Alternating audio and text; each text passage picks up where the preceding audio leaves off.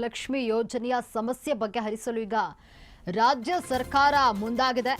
ರಾಜ್ಯದ ಎಲ್ಲಾ ಗ್ರಾಮ ಪಂಚಾಯಿತಿ ಕೇಂದ್ರಗಳಲ್ಲಿ ಕ್ಯಾಂಪ್ ಅನ್ನು ಆಯೋಜನೆ ಮಾಡಲಾಗಿದೆ. ಇಂದಿನಿಂದ 3 ದಿನಗಳ ಕಾಲ ಗೃಹಲಕ್ಷ್ಮಿ ಕ್ಯಾಂಪ್ ನಡೆಯಲಿದ್ದು ಮೈಸೂರು ಜಿಲ್ಲೆಯ ಎಲ್ಲಾ ಗ್ರಾಮ ಪಂಚಾಯಿತಿ ಕೇಂದ್ರದಲ್ಲೂ ಕ್ಯಾಂಪ್ ನಡೆಸುವಂತೆ ಜಿಲ್ಲಾ ಪಂಚಾಯಿತಿ ಸಿಇಒ ಗಾಯತ್ರಿ ಸೂಚನೆಯನ್ನ ನೀಡಿದ್ದಾರೆ. ಈಗಾಗಲೇ ಗೃಹಲಕ್ಷ್ಮಿಯಿಂದ ವಂಚಿತರಾಗಿದ್ದಾರೆ ಸಾವಿರಾರು ಜನ ಫಲಾನುಭವಿಗಳಿದ್ರೂ ಕೂಡ ಬ್ಯಾಂಕ್ ಖಾತೆ ವರ್ಗಾವಣೆ ಆಗಿಲ್ಲ ಹಣ.